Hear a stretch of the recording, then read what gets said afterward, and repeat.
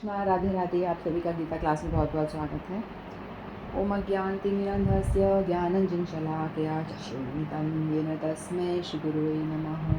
गुरुवे गौरचन्द्राय राधिकाय सदालय कृष्णाय कृष्णभक्ताय तद्भक्ताय नमो नमः।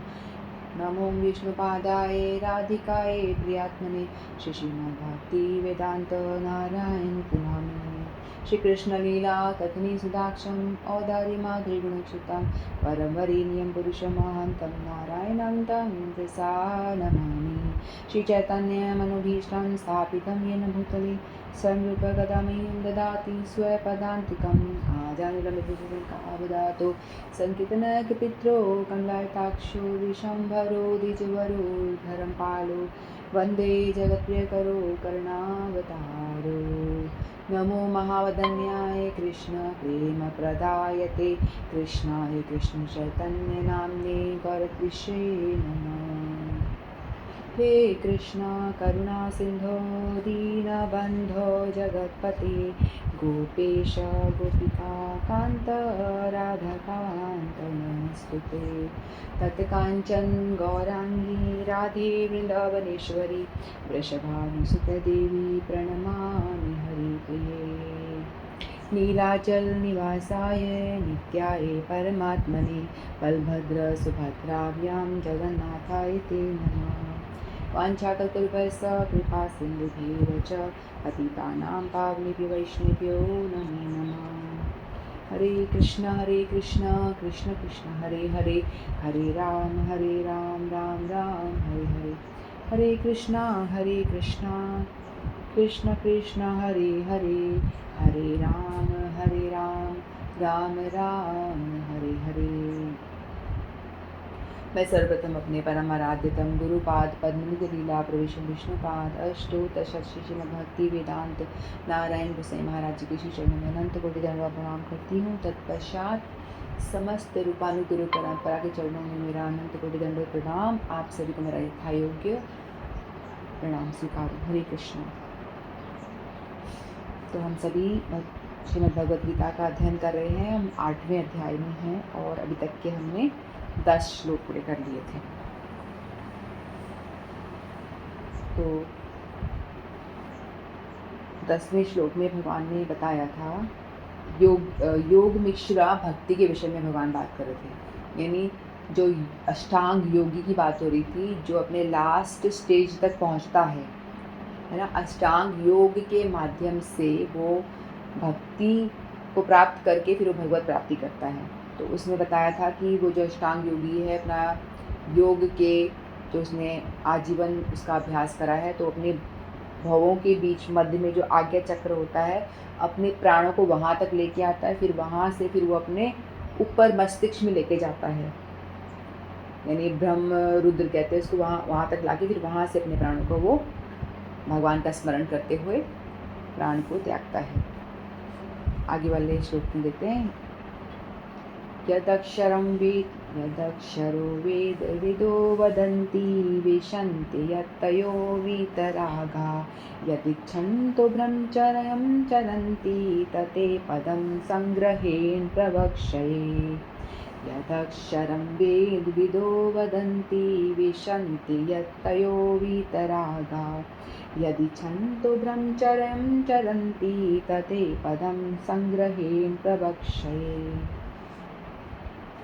भगवान कहते हैं, जो वेदों के ज्ञाता है, जो ओमकार का उच्चारण करते हैं और समस्त संन्यास आश्रम में बड़े बड़े मुनि हैं, वे ब्रह्म में प्रवेश करते हैं, ऐसी सिद्धि की इच्छा करने वाले ब्रह्मचर्य व्रत का अभ्यास करते हैं। अब मैं तुम्हें यह विधि बताऊंगा जिससे कोई भी व्यक्ति मुक्ति लाभ कर सकता है। श्री कृष्ण अर्जुन के लिए षट चक्र योग की विधि का अनुमोदन कर चुके हैं, जिसमें प्राणों को भवों के मध्य स्थिर करना होता है। यह मानकर कि हो सकता है अर्जुन को षट चक्र योग अभ्यास न आता हो। भगवान को ऐसा लगा कि भाई अर्जुन को शायद समझ में नहीं आ रहा है, तो भगवान और एक्सप्लेन करने लगे। कृष्ण अगले श्लोकों में इनकी विधि बताते हैं। भगवान कहते हैं कि ब्रह्म यद्यपि अद्वितीय है, किंतु उनके अनेक स्वरूप होते हैं। विशेषतया निर्विशेषवादियों के लिए अक्षर या ओंकार ब्रह्म है। कृष्ण यहाँ पर निर्विशेष ब्रह्म के विषय में बता रहे हैं, जिसमें सन्यासी प्रवेश करते हैं। तो जैसे हमें पता है ना कि इसमें 3 लेवल होते हैं भक्ति के। एक होता है ब्रह्म, परमात्मा, और तीसरा भगवान खुद, है ना। तो जो भगवान के शरीर में से जो ज्योति निकल रही होती है उसको बोलते हैं ब्रह्म। और जो ओम का उच्चारण करते हैं और जो इस पद्धति का पालन करते हैं, अष्टांग योग ये जो करते हैं, ये लोग यानी परमात्मा स्वरूप को पाते हैं। वो लोग परमात्मा जो अपने हृदय में जो सर्वत्र व्याप्त है, हर किसी के हृदय में जो व्याप्त है। ज्ञान की वैदिक पद्धति में छात्रों को आरंभ में गुरु के पास रहने से ब्रह्मचर्य व्रत का पालन करते हुए ओमकार का उच्चारण तथा परम निर्विश ब्रह्म की शिक्षा दी जाती है। इस प्रकार वे ब्रह्म के 2 स्वरूपों में परिचित होते हैं। यह प्रथा छात्रों के आध्यात्मिक जीवन के विकास के लिए आवश्यक है, किंतु इस समय ऐसा ब्रह्मचर्य जीवन अवैवाहिक जीवन बिता पाना बिल्कुल संभव नहीं है।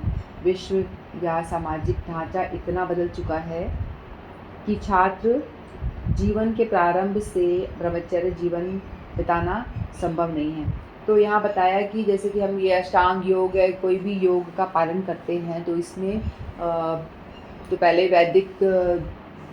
जो वैदिक पढ़ाई होती थी ना, अध्ययन किया जाता था, तो उसमें गुरुकुल में जाया करते थे वहाँ पे। और वहाँ जाकर ही क्या होता था कि जो 25 साल तक आपको ब्रह्मचर्य आश्रम में रहना होता था, यानी ब्रह्मचर्य में रहना होता था, ब्रह्मचर्य का पालन करना होता था। गुरु के पास जाते थे और गुरु उनको शिक्षा दिया करते थे इस तरह किस तरह से आप ब्रह्मचर्य जीवन बिता सकते हैं। और उसके बाद में यदि वो चाहे तो वो जब वो 26वां साल में प्रवेश करते हैं तो वो वैवाहिक जीवन में प्रवेश कर सकते हैं। और यदि वो नहीं चाहते, उनका इंटरेस्ट यदि इसी भक्ति मार्ग के ऊपर लग रहा है, अष्टांग योग पद्धति की ओर लग रहा है, तो फिर वो वहीं रह करके, आश्रम में ही रह करके या मठों में रह करके अपने ब्रह्मचर्य को आगे बढ़ा सकते हैं, यानी आजीवन भी वो ब्रह्मचर्य व्रत ले सकते हैं। लेकिन आजकल जो कलयुग है, कलयुग में इतना ब्रह्मचर्य पालन करना बहुत मुश्किल है। यहाँ आजकल तो देखा जा रहा है कि छोटे छोटे बच्चे भी ब्रह्मचर्य का पालन नहीं करते, है ना। वो लोग भी कहाँ इसका पालन करते हैं। तो कलयुग में तो दशा बहुत ही खराब हो रखी है, बिगड़ी हुई है। और कई लोग सोचेंगे भाई हम क्यों नहीं घरों में रह कर के भी हम कर सकते हैं ब्रह्मचर्य का पालन, और ये विधि विधान भक्ति ये सब की जा सकती है। लेकिन व्यक्ति ब्रह्मचर्य का पालन करने के लिए और यदि प्रैक्टिस करने के लिए वो आश्रम में इसलिए आता है क्योंकि यदि हम घरों में रहते हैं तो घरों में क्या होता है, हमारे आसपास क्या होता है, भौतिक भोग सब और होते हैं, आसक्ति, हमारे घर के लोग सभी जन होते हैं जिससे कि हम आसक्त रहते हैं। लेकिन यदि हम आश्रमों में आके रहते हैं, मठ में रहते हैं, तो वहाँ पे क्या होता है कि आप एक साफ़ सुथरे एनवायरनमेंट आपको मिलता है, उसमें आप वास कर रहे होते, रह रहे होते हो, जहाँ पे कोई इस तरह की आसक्ति आपके आसपास नहीं होती है। आपको एक बहुत ही क्लीन और साफ़ सुथरा एनवायरनमेंट मिलता है जहाँ कि आप बड़ी आसानी से अपनी स्पिरिचुअल प्रैक्टिस कर सकते हो। इसीलिए लोग मठों में और आश्रम में चले जाते हैं, जिससे कि वो अपनी स्पिरिचुअल प्रैक्टिस ठीक से कर सकें। और इसमें कोई इनको फोर्स तो करता नहीं है। ये सब आप जो भी ब्रह्मचर्य का पालन करता है और आश्रम में जाके रहना चाहता है, वो उसकी स्वेच्छा से अपनी खुद की पर्सनल चॉइस होती है, उसके लिए वो आते हैं। ऐसा नहीं कि कोई उनको धक्का मार के आगे भेज रहा है, क्योंकि उनके पूर्व के कुछ संस्कार होते हैं जो उनको पुश करते हैं कि आगे भी आप भगवान की ओर बढ़ो, भगवान की प्राप्ति की ओर बढ़ो। तो इसलिए वो इस तरह जाते हैं। तो जो अष्टांग योग है इसमें तो बहुत डिफ़िकल्ट है पालन कर पाना है। व्यक्ति यदि पालन करता है, यम नियम आसन ये सब करना पड़ता है, तो उसके ये बहुत डिफ़िकल्ट हो जाता है करने के लिए, है ना। तो ओम का उच्चारण करते हैं, वेदों में जाता है ओम का उच्चारण करने से ये लोग क्या प्रैक्टिस करते हैं, ओम ओम ओम इस तरह की प्रैक्टिस करते हैं ना, ओम ओम का उच्चारण करते हैं और भगवान को स्मरण करते हैं इस तरह से। फिर बाद में क्या होता है, ये जो वो जो ओम का उच्चारण करने वाले लोग हैं फिर वो ब्रह्म में ही लीन होना चाहते हैं। ओम जो है हरे कृष्णा महामंत्र का जो उसका जो निराकार फॉर्म है, निर्विशेष फॉर्म ओम होता है। ठीक है, क्योंकि बताया गया है कि सारे मंत्रों का उद्गम जो है, सारे मंत्र हैं कहाँ से निकल रहे हैं, सारे मंत्रों का उद्गम स्थान जो है वहाँ हरे कृष्णा महामंत्र बोला गया है। तो हरे कृष्णा महामंत्र का यदि कोई जप करता है तो उसमें ओम भी है उसके अंदर, और जितने सारे मंत्र हम इस दुनिया में देखते हैं वो सबका उद्गम इस महामंत्र से हो रहा है, क्योंकि ये महामंत्र जो है चैतन्य महाप्रभु ने इसको सबसे पहले चैंटिंग करा है, इसका उच्चारण करा है और इसका प्रचार प्रसार किया हुआ है।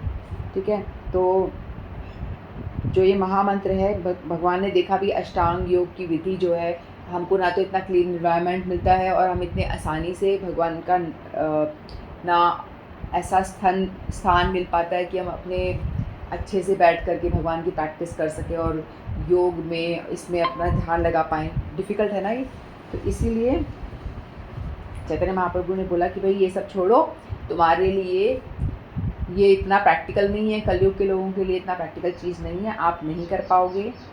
तो आपको चाहिए कि आप हरे कृष्णा महामंत्र, मैं आपको इजी तरीका दे रहा हूँ कि आपको थोड़ा सा पढ़ाई करनी है और आपको पासिंग मार्क मिल जाएगा।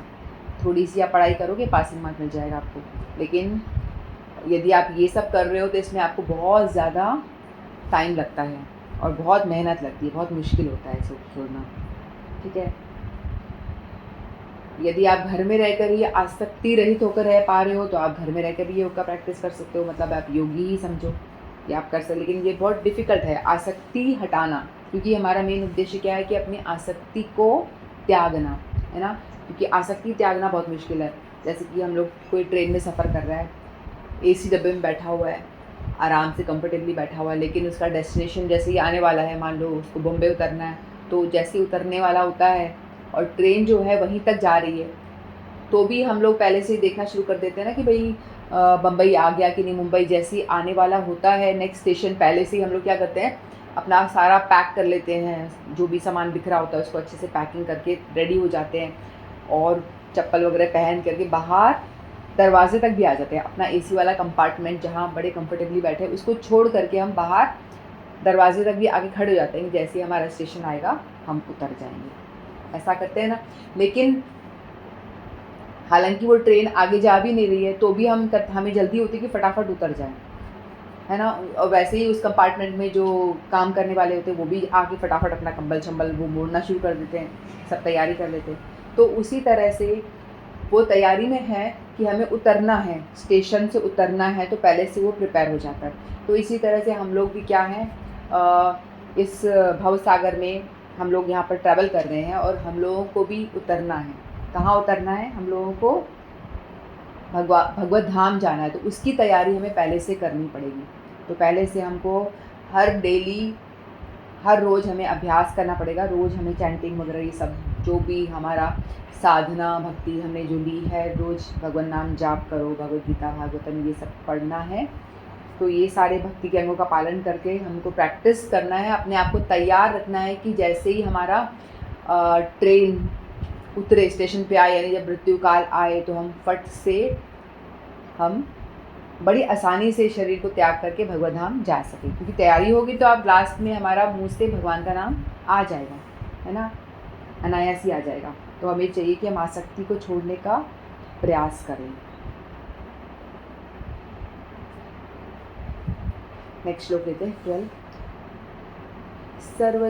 सर्वद्वाराणि संयम्य मनोहृदि निरुच्य च बुद्धं याधात् आत्मनः प्राणम आस्थितो योगधारणाम्।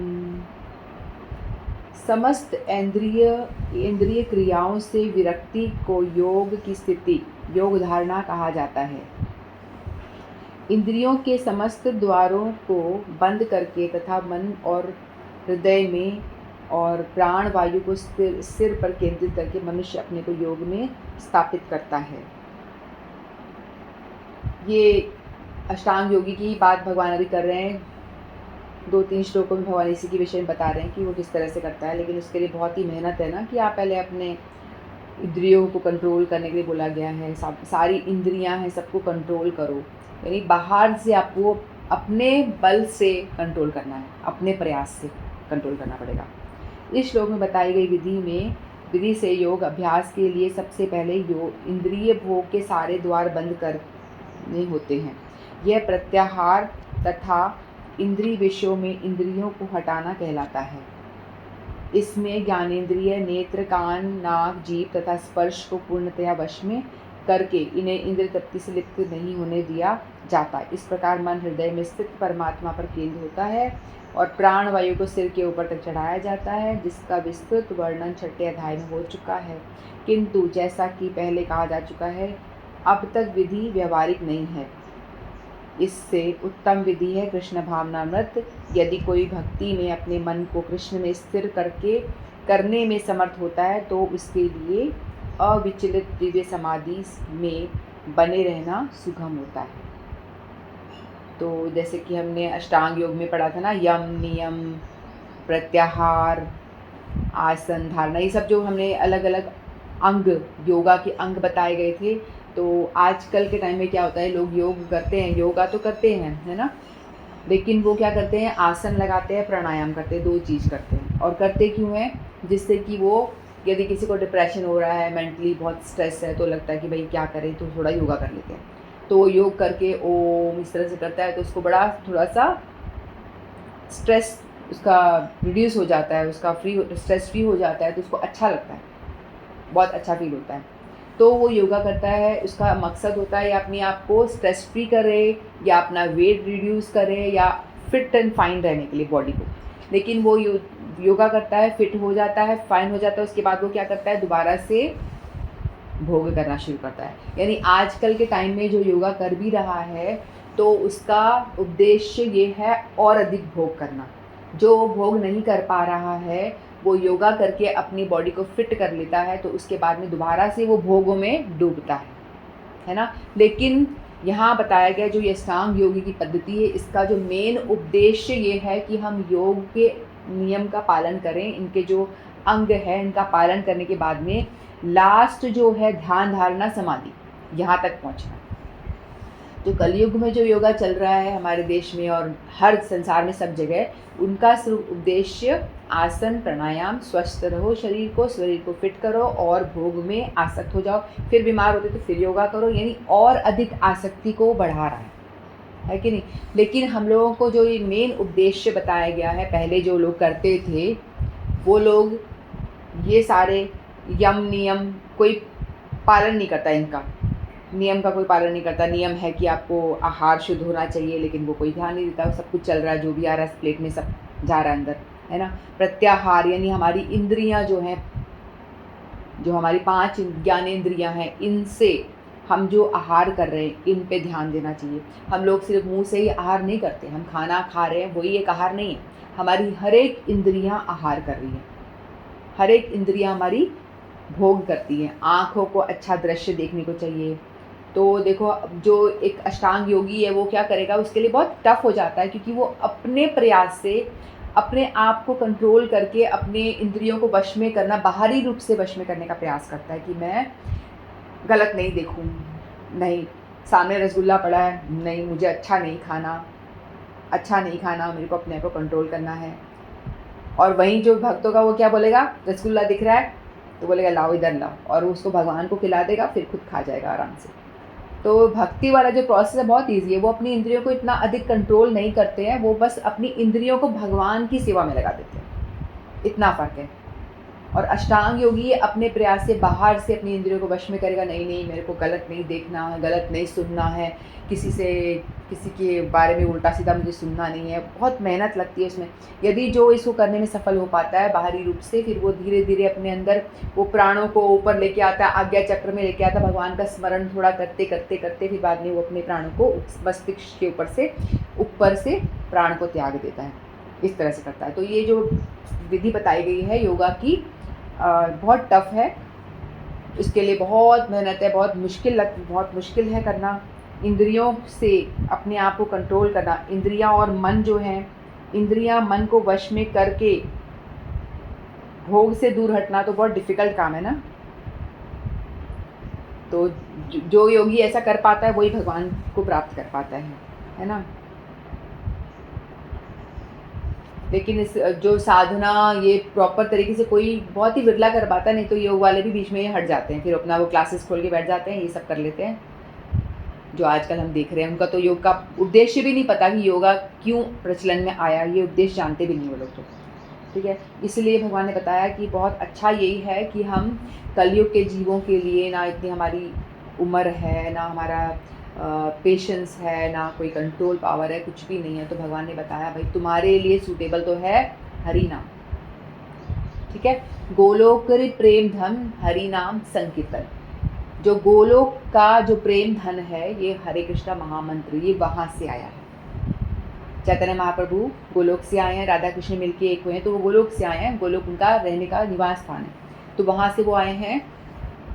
तो भगवान ने बताया गोलोक का प्रेम धन है, जो भी हरि नाम महामंत्र का जप करेगा उसको गोलोक का प्रेम धन मिलेगा। और जो कृष्ण भावना में जो रहना चाहता है, जो एक भक्त है, भक्ति मार्ग को स्टार्टिंग से फॉलो कर रहा है, वो योगा का कोई वो सहारा नहीं ले रहा, ना ज्ञान का ना योगा का, बस सिर्फ भक्ति मार्ग में है स्थित है, वो स्टार्टिंग से ही ऑलरेडी साधना में अपनी ऑलरेडी समाधि में रहता है, क्योंकि वो हमेशा भगवान का ही चिंतन करते रहता है ना। भगवान की सेवा यदि कर रहा है तो भगवान का चिंतन तो करेगा ही, भगवान को भोग लगाना, भगवान को नहलाना, जो भी एक्टिविटी कर रहा है वो भगवान के लिए कर रहा है, तो वो हमेशा निरंतर भगवान के चिंतन में है, तो वो समाधि में ही है निरंतर, ठीक है। और जो महामंत्र करता है, हम लोग क्या करते हैं, ये जो अष्टांग योगी वगैरह होते हैं, ये लोग अपने प्रयास से अपनी इंद्रियों को कंट्रोल करते हैं, प्रत्याहार जो है उसको कंट्रोल करते हैं, उसको शुद्ध आहार देने का प्रयास करते हैं हर इंद्री को। लेकिन जो भक्त होता है वो महामंत्र का चैंटिंग करता है, ठीक है, और उससे क्या होता है, जो नाम और नामी में कोई अंतर नहीं है। इनफैक्ट हरि से बड़ा हरि का नाम बताया गया है, कीर्तन ये ना, हरि से बड़ा हरि का नाम, तो हरि का नाम जो है उस भगवान के नामों से भी ज़्यादा बड़ा है।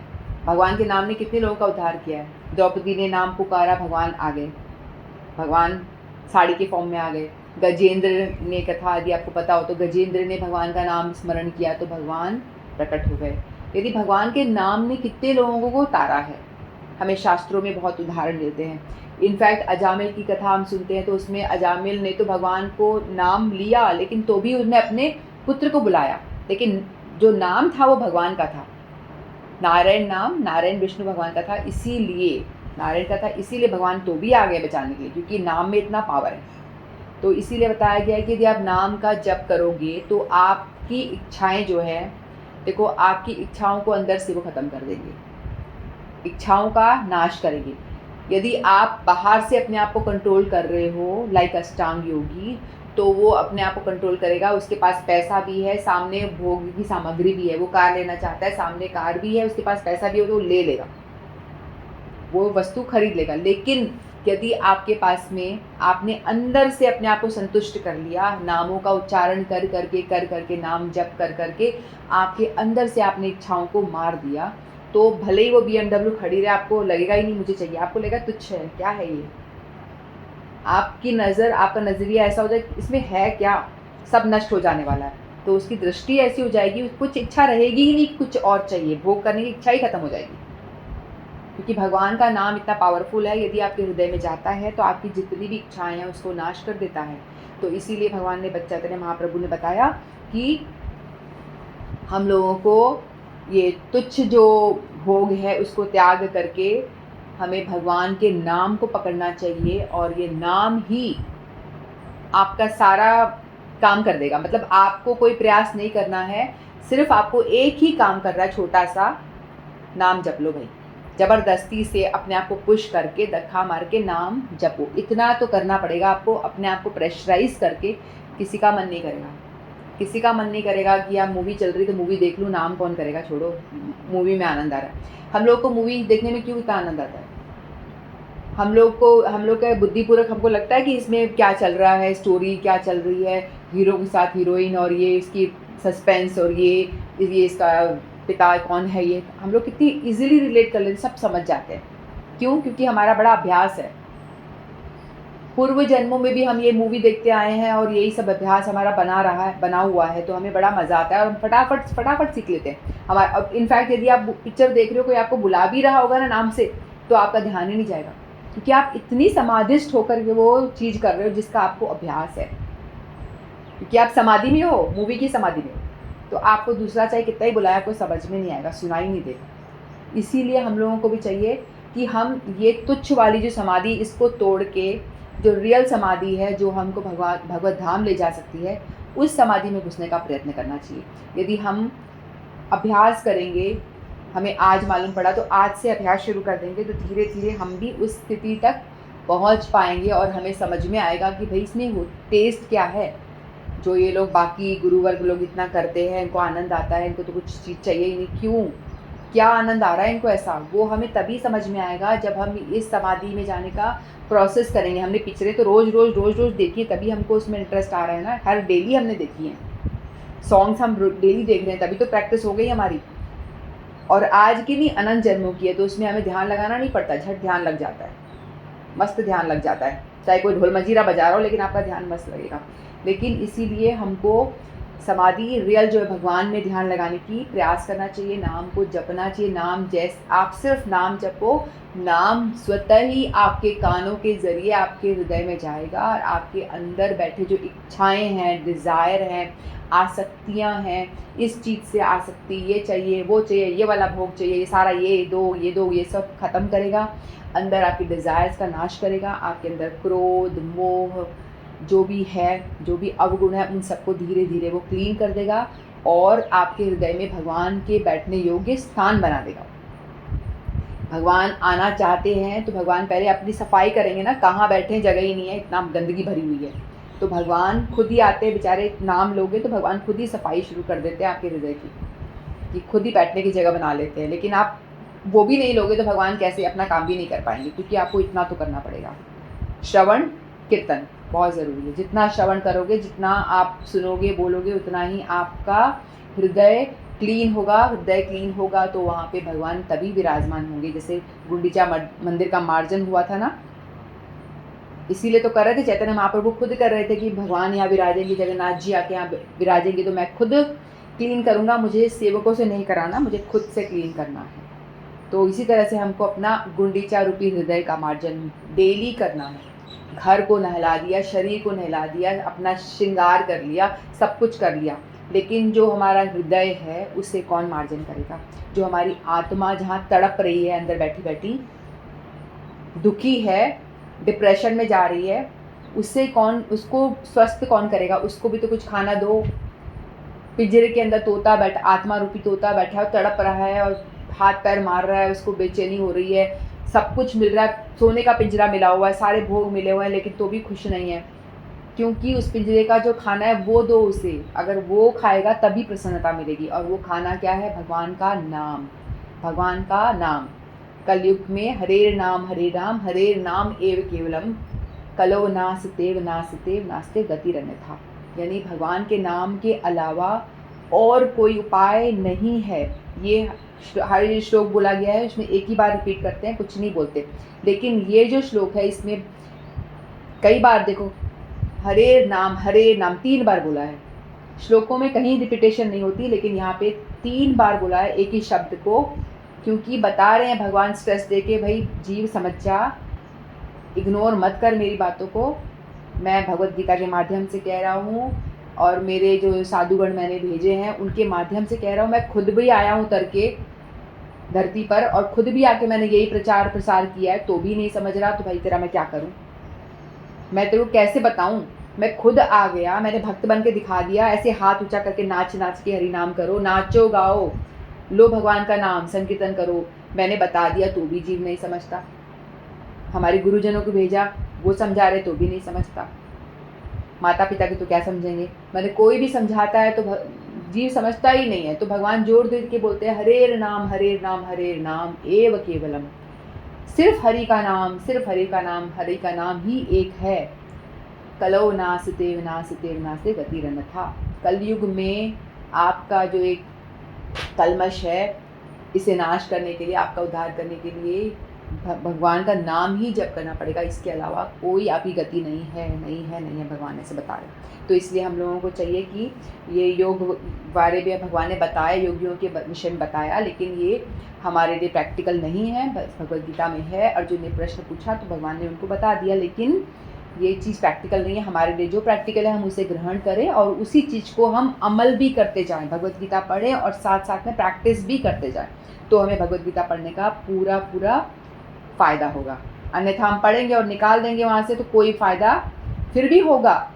फिर भी आप श्रवण भी कर रहे हो, तब तक आपके अनंत पाप कट जाएंगे। भगवद गीता का एक श्लोक पढ़ते हो ना, आप सुनते भी हो, या आप भी सेवा कर रहे हो, मैं भी सेवा कर रही हूँ, हम दोनों सेवा कर रहे हैं। आप श्रवण करके सेवा कर रहे हो और मैं बोल के सेवा कर रही हूँ, मैं श्रवण भी कर रही हूँ। तो इसलिए हम सभी भगवान की सेवा में लगे हुए हैं और भगवान की ये श्लोकों का उच्चारण हम कर रहे हैं। तो इसीलिए हम लोगों को चाहिए कि हम सीख लिया उसको अमल करें, सीख कर छोड़े नहीं, सीखने के बाद उसको प्रैक्टिस में भी लाएं तो हमें पूरा फ़ायदा होगा। और कलयुग का यही एक है कि हम तभी भगवान के नाम का सहारा लेंगे तो ही वो हमारे सारे कलमश दूर होंगे और तभी हम भगवत प्राप्ति कर सकते हैं। और अंत समय में तभी मुँह से नाम आएगा, अन्यथा नहीं आएगा।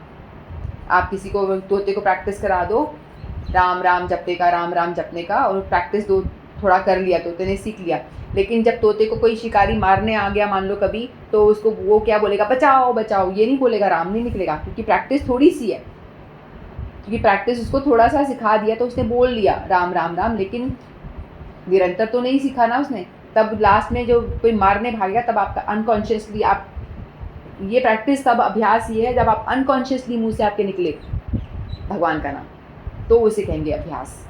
अन्यथा तो अभ्यास नहीं है, ये आपने थोड़ा सा बोला, इंटेलिजेंट बन रहे हैं कि भाई हम तो लास्ट में बोल देंगे, हो गया हमारा काम, हो जाएगा, तो ऐसे नहीं होता है। ठीक है, तो अब लास्ट श्लोक लेते हैं, 13वां भी ले लेते हैं। ओमिति एकाक्षरं ब्रह्म व्याहरन् माम् अनुस्मरन् यः प्रयाति तयच्छन्देहं स याति परमां गतिम्। इस योगाभ्यास में स्थित होकर तथा अक्षरों के परम संयोग यानी ओमकार का उच्चारण करते हुए यदि कोई भगवान का चिंतन करता है और अपने शरीर का त्याग करता है तो वह निश्चित रूप से आध्यात्मिक लोगों को जाता है। तो यहाँ बता रहे हैं कि वही जैसे भवों के बीच में ला करके अपने प्राणों को ऊपर लेकर के इतना अभ्यास कर रहा है तभी कर पा रहा है, हर कोई नहीं कर पाएगा। तो ऊपर लेके आ रहा है, प्राणों को मस्तिष्क में ऊपर लेके आ रहा है, मृत्यु के टाइम पे इतना ध्यान है उसको, इतनी प्रैक्टिस है उसकी। फिर वो ओम का उच्चारण करना भी सीखता है, ओम कर रहा है तो वो ओम का उच्चारण करता है। उसके बाद में वो क्या होता है,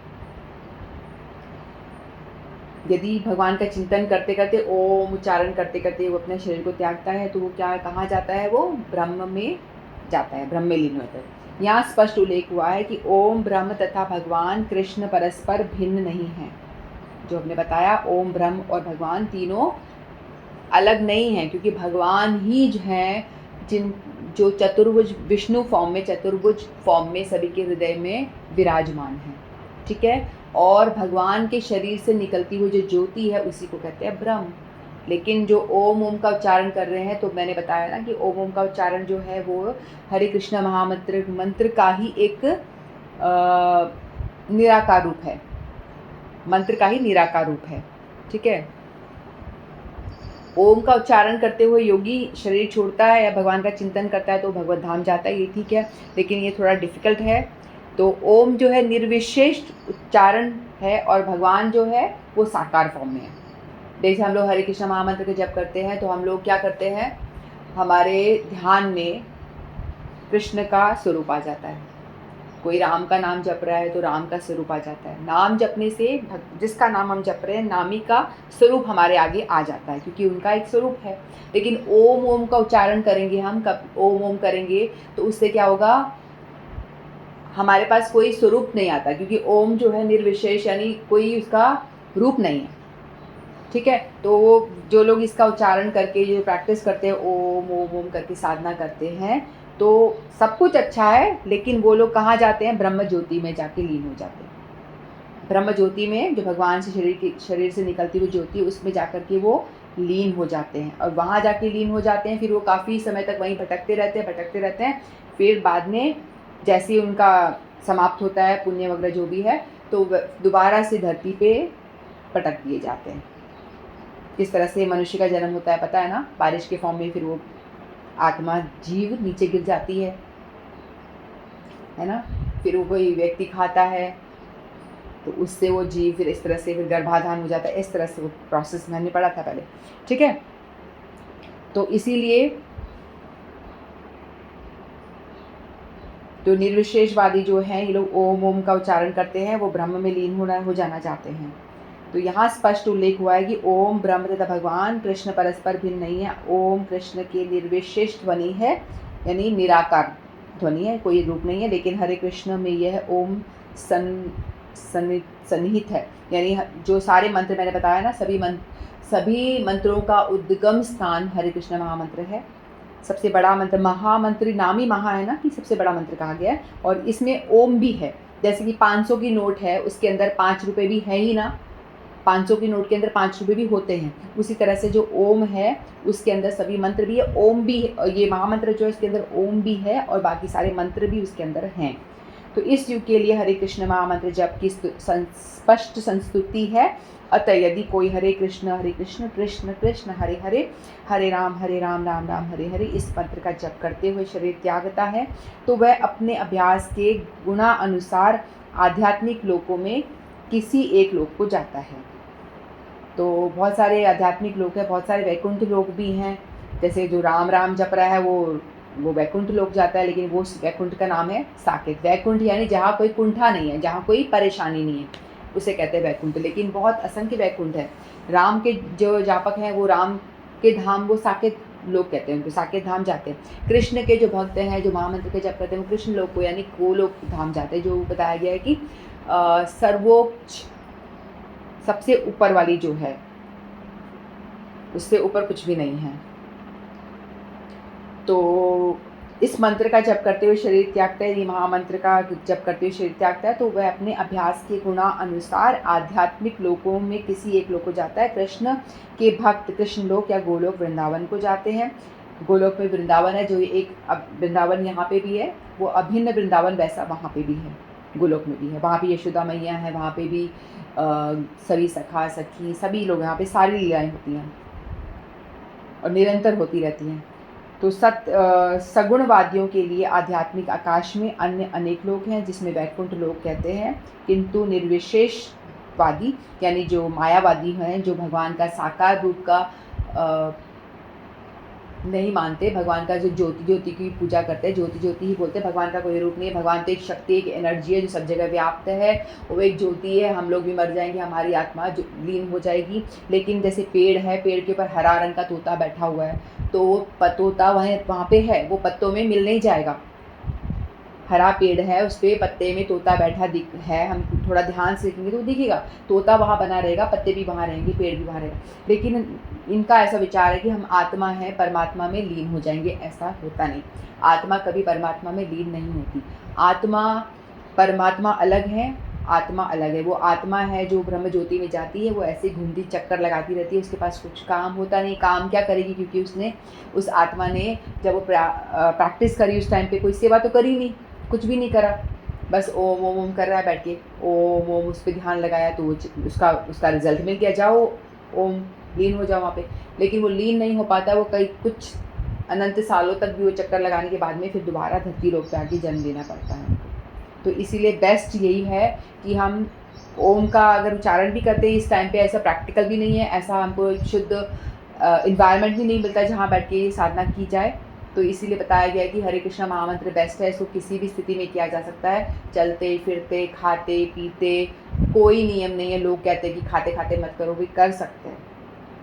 खाते खाते प्रैक्टिस, खाते टाइम भी भगवान का नाम लो, सोते टाइम भी भगवान का नाम लो, कुछ भी कर रहे हो भगवान का नाम साथ में चलते रहो।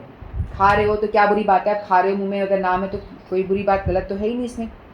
नाम करते हुए खाना नहीं है, लेकिन खाते खाते आप काम करते करते भगवान का स्मरण कर सकते हैं, उसमें कोई बुराई नहीं है। तो इसलिए हम लोग को, हमारे लिए बताया गया है कि कलयुग में हमें सिर्फ महामंत्र का जप करना है। महामंत्र का जप ही हमारे लिए श्रेष्ठ है, श्रेष्ठ पद्धति बताई गई है भक्ति योग, यानी भक्ति योग का पालन करना चाहिए। ठीक है, तो हमारे आज हमने 3 श्लोक पूरे करे, 11, 12 और 13। वांछा कल्पतरुभ्यश्च कृपा सिंधुभ्यैव च पतितानां पावनेभ्यो वैष्णवेभ्यो नमो नमः। श्रीमद् भगवद गीता की जय।